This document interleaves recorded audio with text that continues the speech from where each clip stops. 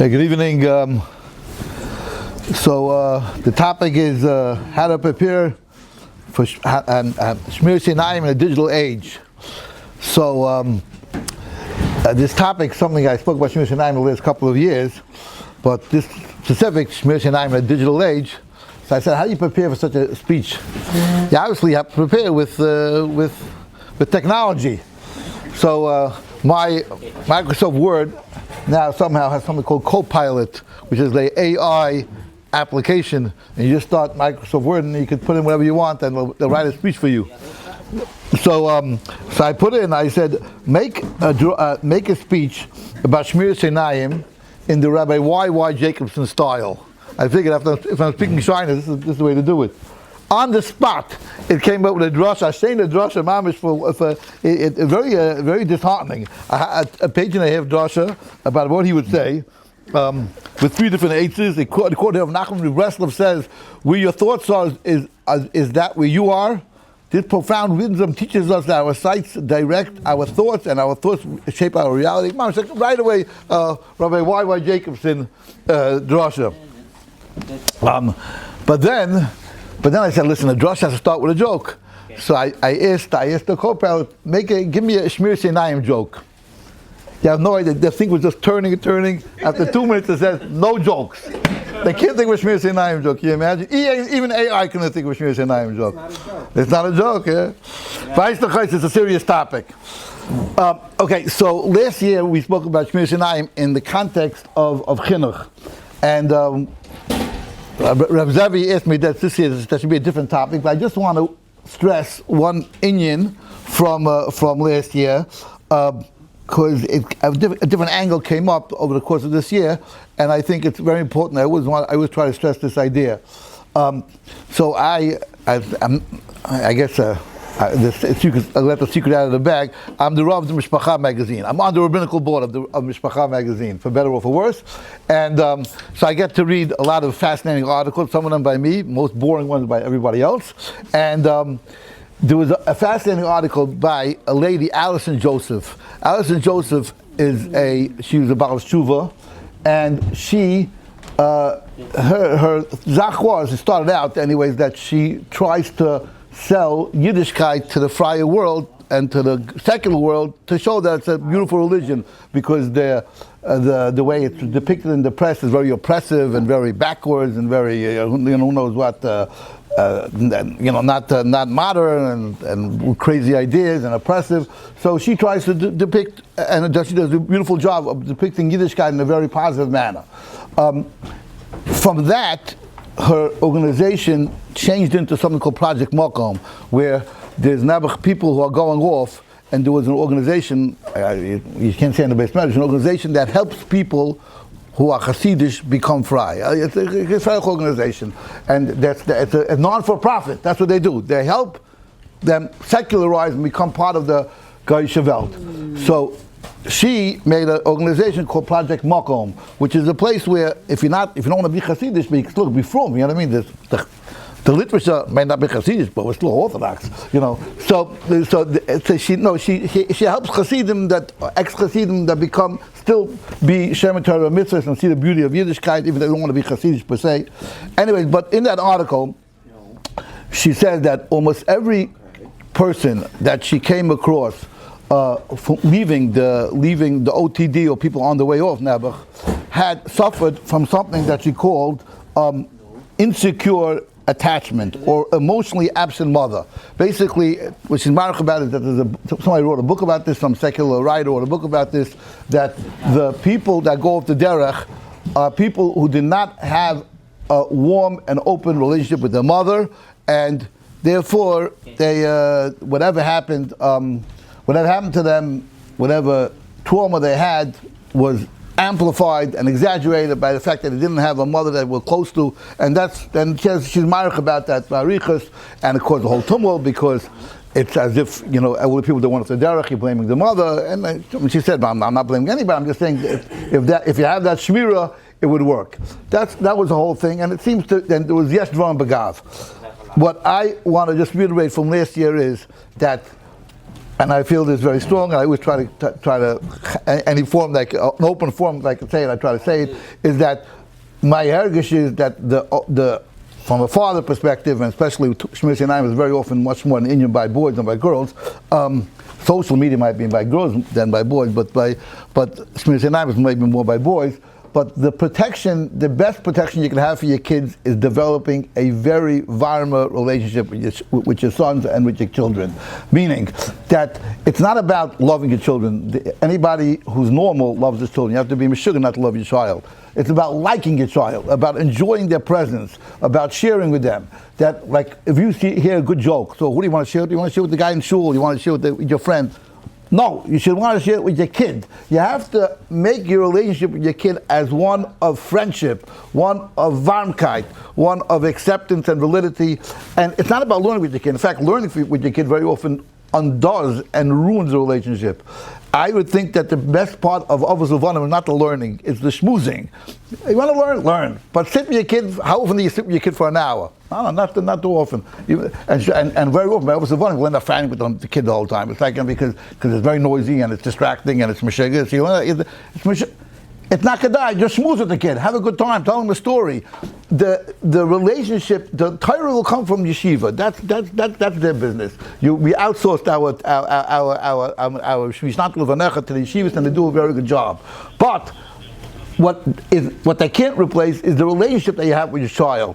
So Avos Levanim gives an opportunity to schmooze, but I don't mean specifically Avos Levanim. I'm saying B'chlal, finding just a relationship, an open relationship, like a friendly, open relationship. You saw everyone has a cute clip on their phone. They want to show it to their wife, to their friend. Show it to your kid.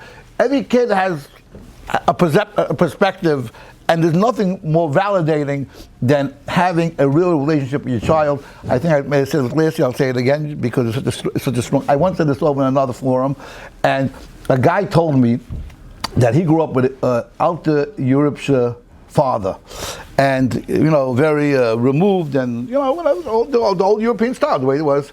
And he said that the most warm, reminiscent, nostalgic feeling he had when he thinks back to his childhood was one time he was sitting by the dining room table, and his father was crying, and his father, he was nervous, he was crying, almost crying, and his father showed him, I don't know what I'm going to do. I lost my job. I don't know what I'm going to do. And he said, that moment, you think very scary. His father doesn't have a job, what's going to be? He said, he felt so validated by his father, because his father was sharing with him his own personal vulnerability, his own concern. He was talking to him like a friend, like somebody he cares about. He wants his opinion. That was very, very powerful and establishing the relationship between the father and son.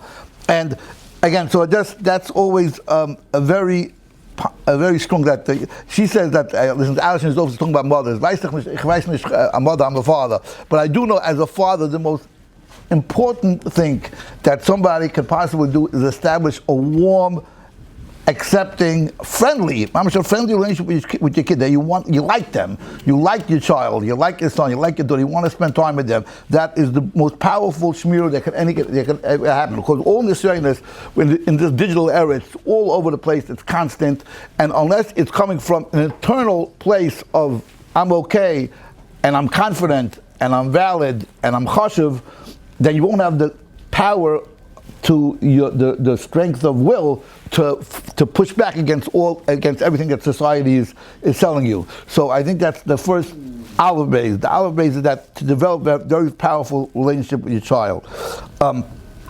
Okay, now that's one thing. Okay, another thing I want to talk about is that,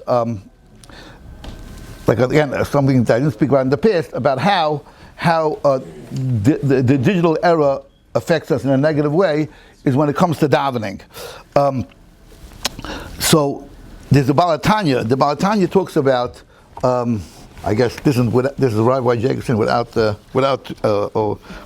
co-pilot.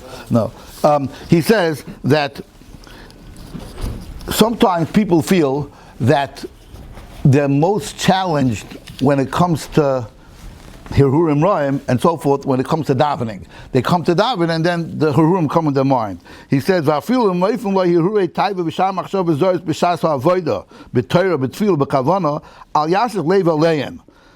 think about them.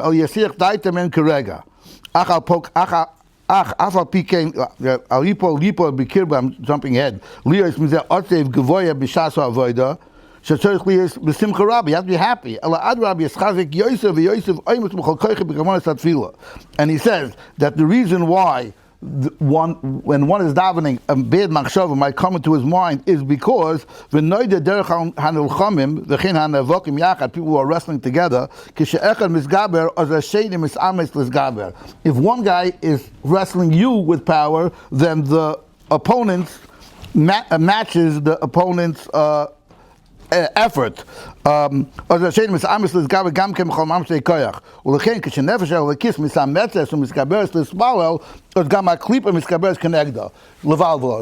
you're trying to connect, it's like you play basketball, a guy against doesn't try. You can't try hard. You play basketball against a guy who's trying hard, then you'll try harder.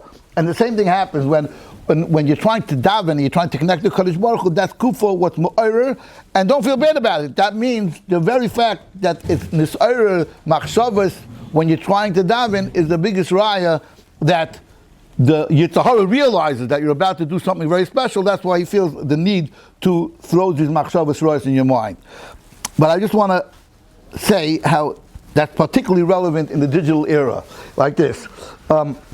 The famous Gaon. The Gaon says that at what point did Nevi'us stop? When did we stop having prophecy within Klal Yisrael? At the beginning of the second Bais. At the end of the first Bais, beginning of the second Bais, that's when Nevi'im stopped. The Anshe Knesset Agdoil period, that's when Nevi'us stopped. He said it's the same period when Avodah Zarah stopped. There's a famous Gemara that says that there was this tremendous taiva for Avodah Zarah, and the Anshe Knesset Agdoil felt that it was so overwhelming, they had to daven that it should stop. And Zelu Umazeh, the same time that Avodah Zarah stopped, that's the same time that the Nevi'ah stopped. It was a Zelu Umazeh. So Rav Schwab says, because that happened, that's why the Anshe Knesset were also misakein, that's why they were misakein the Nusach HaTfilah. So I just want to give like a hezbollah to all of this, to these shaykhs, the bitl of Avodah Zarah, the bitl of Nevi'us, and also the establishment of Nusach HaTfilah. And it's like this. The Rambam says that where does somebody experience Nevi'us? You don't see it. If you look, it's not a physical thing. You don't look around and see the Malach talking to you. That's not what Nevi'us is. So you don't smell it. You don't speak. So where's it chal? Where in a person's existence does a person see Nevi'us? He says it's in koyach hamadameh. It's in the koyach of the imagination. That's where the Navi, that's where HaKadosh Baruch Hu talks to you. It's through koyach hamadameh. That's where a person feels in Nevi'us. That's where he feels in Nevi'us, through there. So the question is, a second. Now, Avodah Zarah, when we look at Avodah Zarah, we think this is the most bizarre, strange thing ever. How could you possibly make an Eitz Ve'even and say that Alekah Ata, you're my God. You know that you yourself fashioned this Eitz Ve'even, and now you're believing that this thing that you yourself made became your God? It's like bizarre. It's so weird, and the Gemara tells us that Menashe came to one of them in a dream, and he said that if you would have been there, you would have picked up your coats, your coattails, and would have run like crazy to Avodah Zarah. What's the tire for this? It doesn't make any sense. We look at it as much a modern Maisa, but obviously it was a tremendous taiva to do it. Like, so what does it mean? So they took down the taiva of Avodah Zarah. But let me ask you something. When it comes to advertising, Madison Avenue. So how does Madison Avenue work? They make free associations, and because of those associations, the mind somehow tells you that a certain product is chashuv. Why? Because if you have LeBron James drinking Pepsi, and everybody knows LeBron James is a successful guy, and he's drinking Pepsi, vice versa, you have to drink Pepsi. Now you know that's ridiculous. There's no connection at all. Like, so why does it work? But they wouldn't pay him millions of dollars to wear his sneakers or to drink Pepsi if not for the fact that it mamish works. But how does it work? It doesn't make any sense. You know it doesn't make any sense. But it seems like that the way the mind works is that it makes an association, that once you see a successful person together with a certain product, you can't disassociate it, and it's so strong that it generates sales. Well, right, they spend billions of dollars on advertisement. These things that don't make any sense, nevertheless, work. There used to be an advertisement way back. You can take Salem out of the country, but you can't take the country out of Salem. There was a cigarette called Men's Health, it was Salem. You can't, and Pshat is because they had a picture of a guy smoking menthol Salems in the country. So you could take Salem out of the country, but you can't take country out of Salem. And they're right, because if a Zoyvaita you saw a guy smoking a Salem in the country, in your mind there's association, and you can't disassociate it. That's the way we're hardwired. There's association. Pavlov's dogs. Now you can't disassociate. It's automatic in your brain. It makes no sense. So as I get this, tough luck. That's the way it works. It seems that before I'm saying this from Rav Shraga Silverstein. He writes this in a book called The Antidote. He says like this. He says that it seemed that before the Anshe Knesset Agdola minimized and took away the koich of Avodah Zarah, the koich of imagination was so strong. It was so strong that a person could put deity, godliness onto something that he himself made. Ice Meshuggah. Yes, Meshuggah, so it's no different than advertising. The koich of Medama was so strong, the koich of Medama, the koich of imagination was so strong that a person could project deity onto Eitz Ve'aven. And therefore, when the Anshe Knesset Agdola had to take that away because people saw Nimtzach Avodah Zarah, the same effect also took away Nevi'us, because Nevi'us also is chal in imagination. So if a zoyvite that we don't have the imagination mitzad Kedusha, that Nevi'us will be chal mitzad Kedusha, there wouldn't be Nevi'us mitzad, there couldn't be Avodah Zarah. That's the way that was a tit for a tat. The lesser koyach of imagination took away both things. It took away Nevi'us and Avodah Zarah. So, Memela, that's why the Anshe Knesset Agdola had to establish Nusach HaTfilah. Because, like the Mesilas Yesharim talks about, davening is nothing more, or primarily, than Omer Lefnei HaMakayim. You have to, before you sit down to daven, you have to realize, you have to imagine, you have to use a koyach imagination. I'm talking to the Eibishter. It's an imagination, that's true. But you have to, you're holding a phone, and it's the first time somebody ever saw somebody talking on a cell phone. He's talking to a piece of plastic. What's he talking to? There's nothing attached. There's no wire even, right? But it's LMI. You hear the voice on the other side. So before you sit down to daven, you have to imagine that I'm talking to somebody who is listening to me. I'm talking to the Eibishter. The Mesilas Yesharim says this that you have to, before you daven, you have to think you have to imagine that you're talking to a friend, because you're talking to somebody who cares about you. You have to put that into your brain. Rav Moshe Shapiro, the Moshe Shmuel Shapiro, Rosh Hashiva Ber Yankiv, he made up a song from those words of Mesilas Yesharim when he go to daven about Ka'odam Hamadaber Chaver. He made a song out of it. Some Litvish song, which I didn't think of digging. But this idea of that before you daven, you have to imagine in your mind that you're talking, and since imagination was much more minimized and diminished after Anshe Knesset Agdola came around, there had to be Mesach and Nusach HaTfilah to help you out. We couldn't daven without Nusach HaTfilah, because we didn't have that koyach of dimin anymore, because it was minimized. Grada, I have an interesting observation.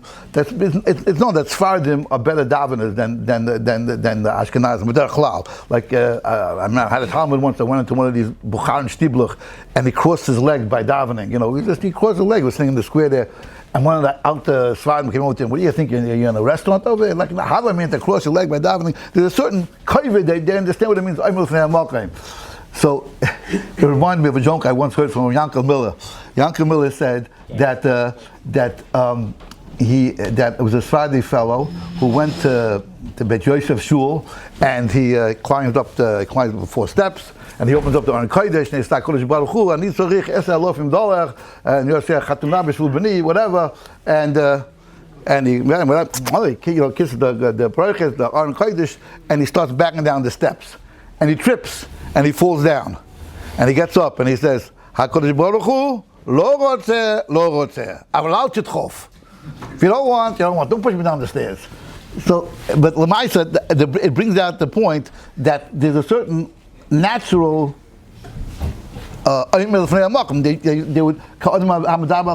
that's being manifest by the Sephardim, and that's clearly true. That it's a part of the Arab culture that the Koyach Hamadam is stronger. That's why they say you can't negotiate with them because Emes and Sheker is less scientific there. Anyway, but the Koyach Hadimian is very essential for davening, and that. Because we have, getting back to technology makes davening very, very difficult because we're used to, it requires Yishuv Das. You have to slow down, you have to stop, you have to give it a minute to calm your mind down and think about your tongue to the Eibishter, and slowly, and then you could talk to Madam Chavere. But the thing with technology is that, with nothing to do with Proskite, the thing with technology is that it's constantly giving you the new hit, the new endorphins are being triggered because there's always something curious to click on, clickbait, and there's always something else to keep you, because something looks weird, something paid, whatever, outbrain, whatever they call it. There's always something else to keep you excited and motivated and curious. So, but and now obviously it's a mile wide and an inch deep. But Lamaisa, we're training ourselves, and particularly people who grew up in the digital era, not to have the Yishuv Hadas that's necessary. That you're not going to get an immediate geschmack. It takes a while. You have to slow down, and you have to calm your brain, and we're not looking for an immediate bang, bang, bang, bang hit. We're talking about a Yishuv Hadas, a slow thing, and davening therefore has become very, very difficult because in people in the digital age. Rav Arya Kaplan, years ago, this is before the digital age, in the Jewish Observer, I remember I read this somewhere, he says that davening is always, it's difficult, even it's always difficult. It's called avodah for a reason. He gives an eitzah, and I think it's an eitzah that's kedai to say over. He says, now it's hard to apply it, but if you do, it works to the degree you could apply it.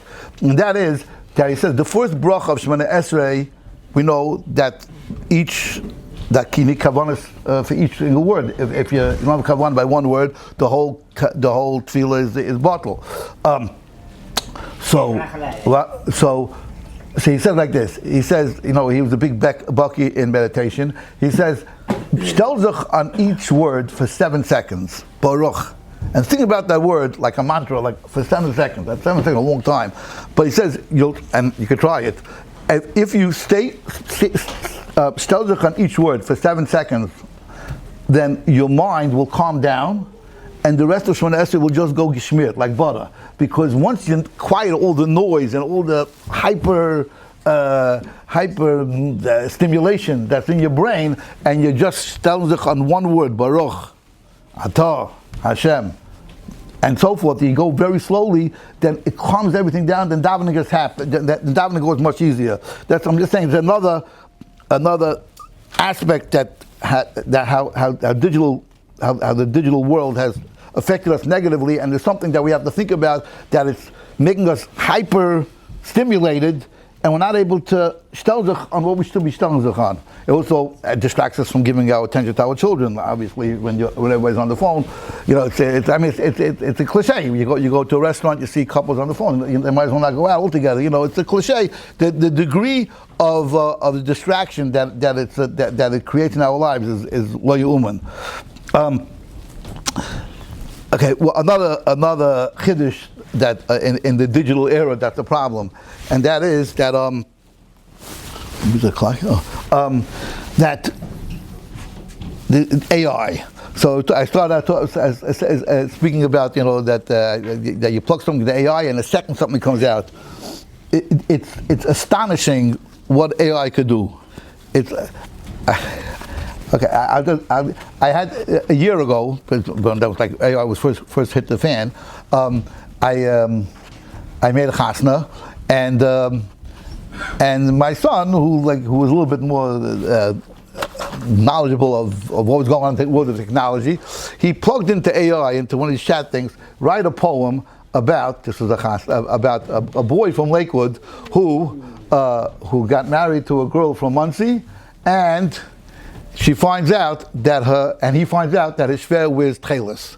So that was now I have to, now in a second it pumped this out. Now besides being very funny, but it's a chiddush. It'll just show you like what we're dealing with. Listen to this. Okay. In Lakewood's realm, a yeshivish guy with steadfast steps had wandered by, his days immersed in Talmud sea, a quest for knowledge endlessly. A sought after shidduch soon appeared from Munsey's land, the gold revered.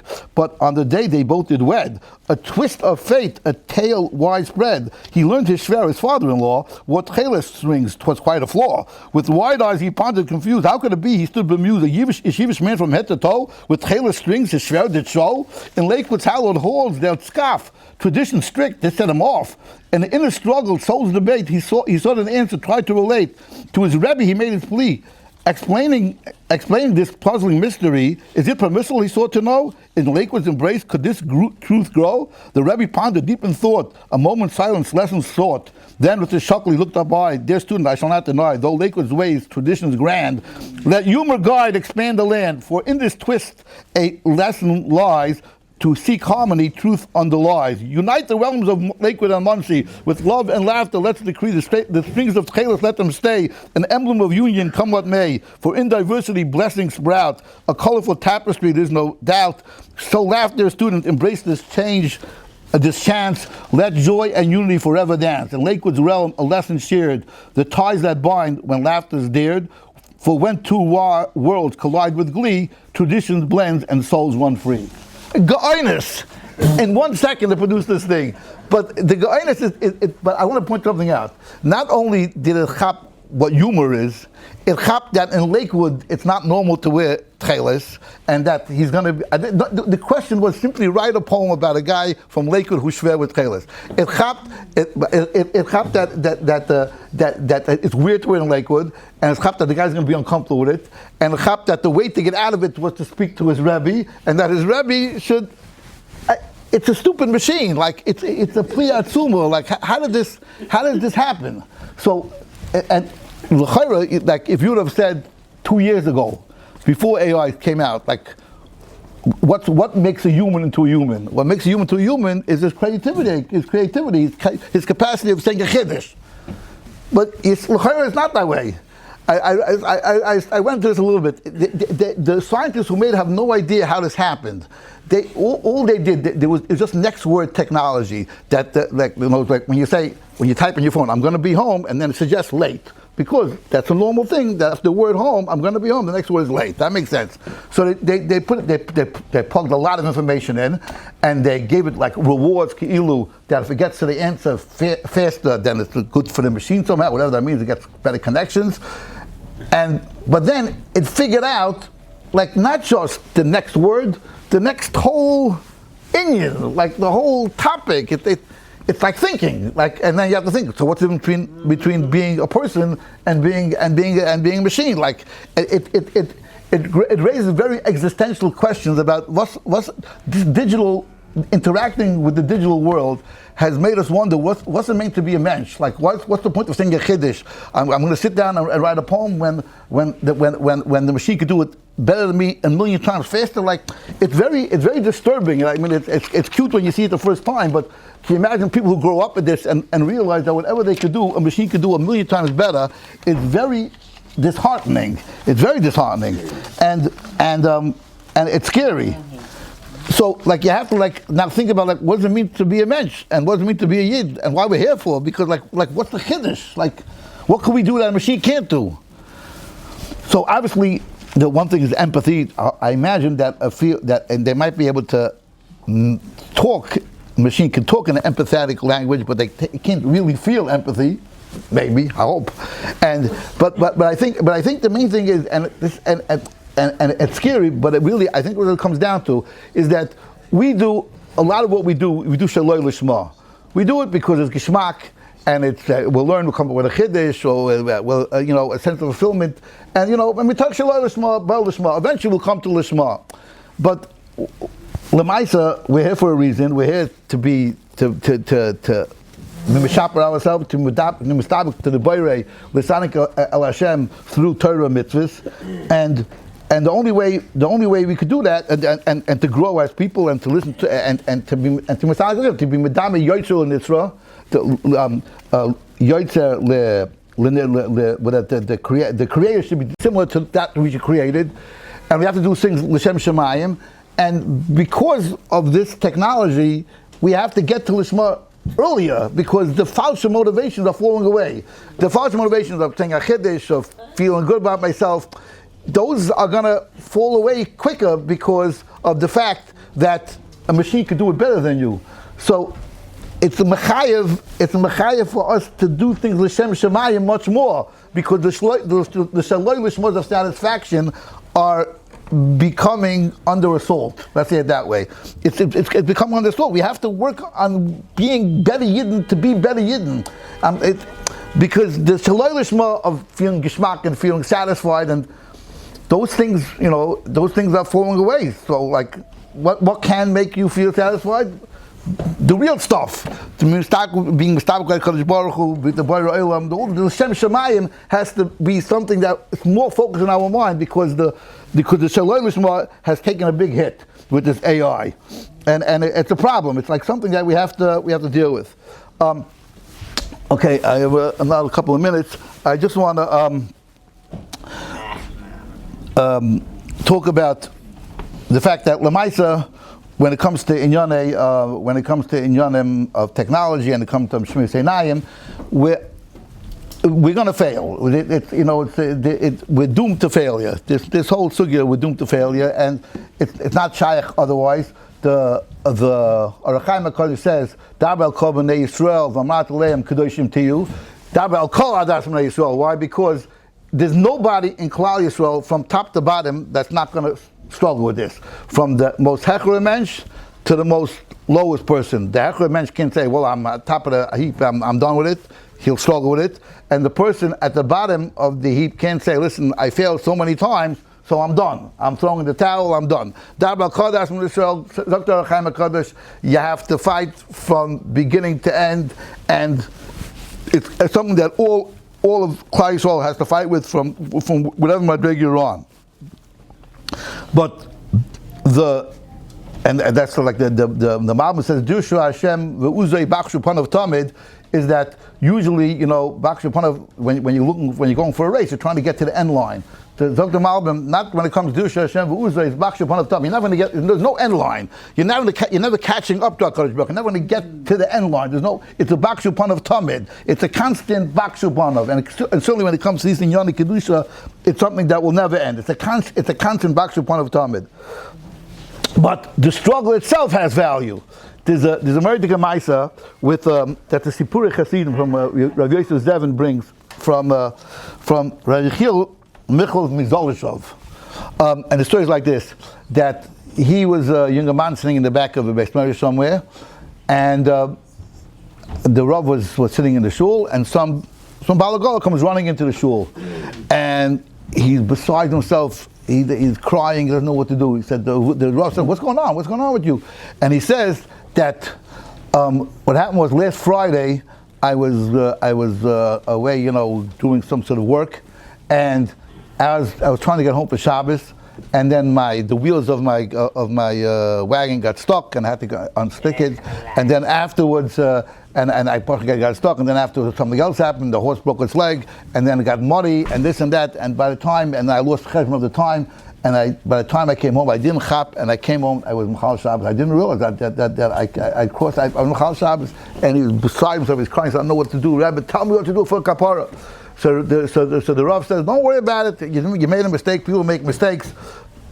The shul needs candles. There's no lights. The candles. Donate for next Friday night. You'll donate the candles, and that'll be a kapara."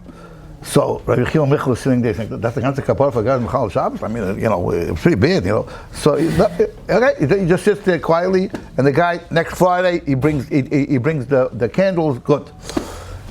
He's sitting there again, sometime during the week, and this guy comes running in again to the Rebbe. You're not going to believe what happened. Last Friday night, I donated all the candles to the shul, and before they got a chance to do anything, a dog came and ripped all the candles away, and the whole Rebbe had to daven in the dark because it didn't work. The candles got taken away." and if the HaKadosh Baruch Hu doesn't want my tshuva, he doesn't want me, he's not interested in me, I'm done. So the Rav said, no, it's like these things happen sometimes. The dog likes the candles. Calm down, it's fine. Just do it again. Bring the candle the second time, and you'll be and it'll be fine. The second time, he brings the candles, and again, you can imagine something. He put the candles out, and somehow there was something wrong with the candles. Friday night, they melted down in 1 second. They were down to nothing. The whole way about to dive in the dark again. And this guy said, "This is the Eibishter doesn't want my tshuva." He's crying, and the guy the Rav says, "No, it could be a zazach. Don't worry about it." And Michal slings it back. They made the guys a taina. Anyways, and he said, "Just do it a third time." Of course, you can imagine the third time again it didn't work out. That as soon as the guy lights the candles Friday night, a big wind comes, a huge wind comes and blows all the candles out. Again, they don't want to dive in quietly. At this point, the Rav says, "You know what? I guess I don't know. Something is going on here. Maybe go to the Baal Shem to see what the story is." Okay, so the guy goes to the next town over to visit the Baal Shem, and the Baal Shem said, "No, the Rav was right. Don't worry about it. You had charata. Don't worry, it's fine." But there was a younger man sitting in the back of the shul the whole time. They were saying that every time he ran in, "I want to speak to that guy." The guy was sitting in the back, so he gets a message that the Baal Shem wants to see him. So the guy has to go. So on the next, and it was Friday. So he leaves early in the morning. He wants to get to the Baal Shem, and wouldn't you know, on the way there, Rabbi Yechiel Michel's car, his horse breaks down, and he gets stuck in mud, and it's raining, and it's pouring, and it's whatever, everything, one thing after another, and it's mamish. Baruch Hashem, he's not Machal Shabbat, but he goes crazy running through maybe just in time. By the time he gets to the Baal Shem's house, he was freezing and cold, it was raining, and he was all from Muchit. He knocks on the door, and the Baal Shem invites him in. And he says, and the Baal Shem tells him, "Okay, take down, sit down, calm down, And he said, "Do you? How you doing?" He said, "I was Machal Shabbos, but I'm okay." He said, "But how do you feel when you were about Machal Shabbos?" I felt gefellich. He said, "The problem with you is that you never realized, you never felt what a real chote who does have charata on his averis really feels. That deep, horrible feeling because you did averis and you're struggling and that deep feeling, you never felt that. You're Kodesh Merachem, you never felt that type of charata. And now you felt it. Now when you came to me, you felt it. You should realize you can never underestimate the charata of a yid. Never underestimate that. And that's all you needed. There wasn't, the backs of waxes were perfectly fine. It's the charata, the hergish of feeling bad for what happened. That's enough that's all the Kodesh Baruch Hu wants. And when it comes to something like this, where when it comes to nisyonis in Yonei Kedusha, where very often we'll fail, and we'll fail again, and we'll fail a third time. And very often, the way that it most manifests itself when we fail is that we can't daven. That's for sure. I'm going to daven to Eibishter after all of this, after all these struggles. It's a mistake. It's a mistake. HaKadosh Baruch Hu understands that we're going to struggle. And He put us here. And we know, that we're humans, and we're flesh and blood, and we're drawn to carnal things. That's the way it is. But the point is, Bakshu Hashem Tavid, Bakshu that there's Hashem Usay, and Bakshu Pon of Tamid, when we have to keep on struggling and keep on fighting, and that's the ultimate, and that's what it's all about. It's just about the struggle, it's about the fight, and we should talk about Zoicha to never give up the fight, always fight further, and the Kodesh Baruch Hu should take our Ratzain HaToiv as a Reach Nichoyach, and he should mekabel our tefillas. And I was curious with me, Hashem, Komisaris, Gebenu L'Toiva.